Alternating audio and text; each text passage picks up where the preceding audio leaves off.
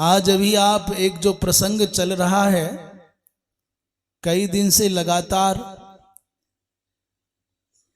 कल भी हम उस पर कुछ बोले परंतु मन को संतोष नहीं हुआ। एक बात जो आंध्र प्रदेश में हमारी तिरुमला में तिरुपति बालाजी का जो बहुत विशाल, बहुत भव्य, बहुत दिव्य और बहुत संपन्न, हमको लगता है पूरे भारतवर्ष में सर्वाधिक आर्थिक संपन्नता पूरे भारतवर्ष में, अभी हमारे भैया कहते हैं शशांक जी पूरे विश्व में, तो चूंकि हम पूरे विश्व को भारत में देखते हैं इसलिए भारत संबोधन करते हैं। समग्र विश्व प्रपंच में आर्थिक दृष्टि से कोई सर्वोत्कृष्ट संपन्नता का केंद्र है तो तिरुपति बालाजी है। लज्जा की बात यह है कि वहां के प्रसाद में ऐसे दूषित पदार्थों की मिलावट सुनने में आ रही है। कहते हैं वहां जो घृत प्रयोग होता है वो घृत गौशाला से नहीं आता, वो फैक्ट्रियों से आता है। उस देवस्थानम का जो तंत्र है, जो प्रबंधन तंत्र है, जिसके पास में अरबों खरबों रुपए संचित हैं, और हमने सुना था बीच में कि प्रत्येक प्रांत की राजधानी में वो अलग से एक तिरुपति बालाजी का केंद्र बनाना चाहते हैं। जिन मंदिरों के पास में प्रचुर मात्रा में धन है और भगवान ने जिन सौभाग्यशाली हिंदुओं को, सज्जनों को, सनातनियों को उस ट्रस्ट में, उस प्रबंधन तंत्र में नियुक्त किया है, मैं उन सबको संबोधित करके कहूं, चाहे वो पूर्व पश्चिम उत्तर दक्षिण पूरे भारत के किसी भी बड़े मंदिर के ट्रस्ट से संबंधित हों। अरे भले आदमियों, सरकारों को टैक्स देने से तो अच्छा है कि उस धन से गौशालाएं बनाओ।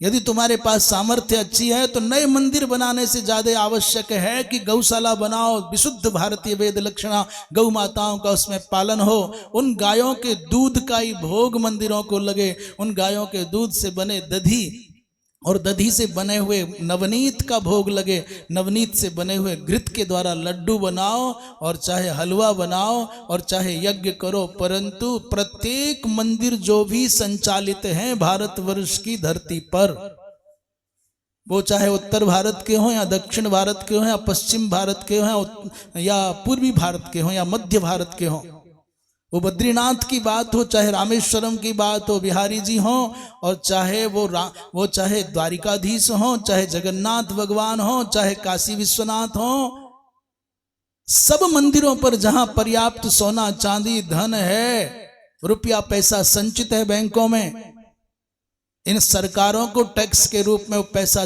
देने से लाख गुना अच्छा है कि अपने खर्चे बढ़ाओ। खर्चे क्या बढ़ाने?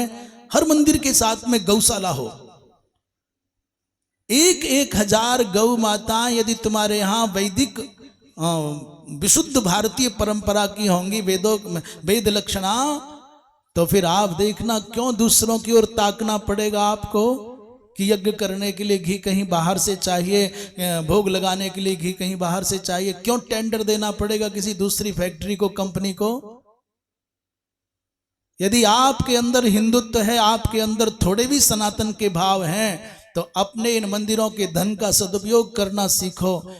वैदिक विद्या की रक्षा के लिए इस धन का सदुपयोग करो। ये पवित्र सनातनियों की भावनाओं के द्वारा समर्पित धन है। इस धन का किसी दूसरे कार्य में विनियोजन होना यह अन्याय है, अनीति है, पाप है, अत्याचार है।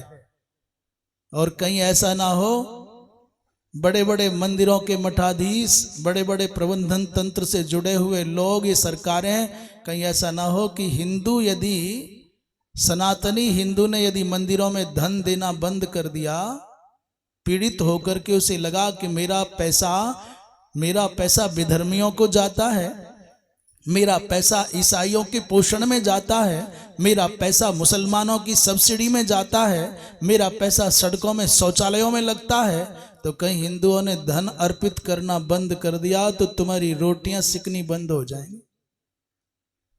इसलिए कहीं ऐसा कोई अभियान न चलाना पड़े कि सनातन धर्मावलंबी मंदिरों में धन देना बंद कर दे।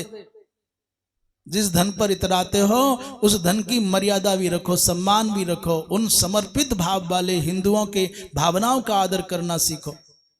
वो हिंदुओं का धन है, इसलिए सनातन धर्म की सेवा में लगना चाहिए।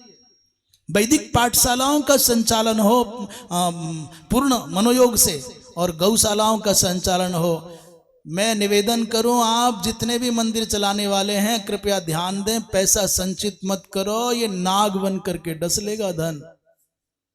इस धन का सदुपयोग करो, वेद पाठशालाएं चलाओ, गौशालाएं चलाओ। गौशाला गौशाला गौशाला, यही एकमात्र समाधान है, कोई दूसरा समाधान नहीं। संचित करके कहां ले जाओगे? और किसी पर आक्षेप करने की आवश्यकता भी क्या है, किसी से कुछ भी। मैं तो कहता हूं आपको अपने संकल्प के साथ खड़े हो जाना चाहिए। गौ माता के बिना गति नहीं है, गौ माता के बिना उन्नति नहीं है, गौ माता के बिना सदगति नहीं है, गौ माता की कृपा के बिना सन्मति भी नहीं है। सनातन का आधार गौ है।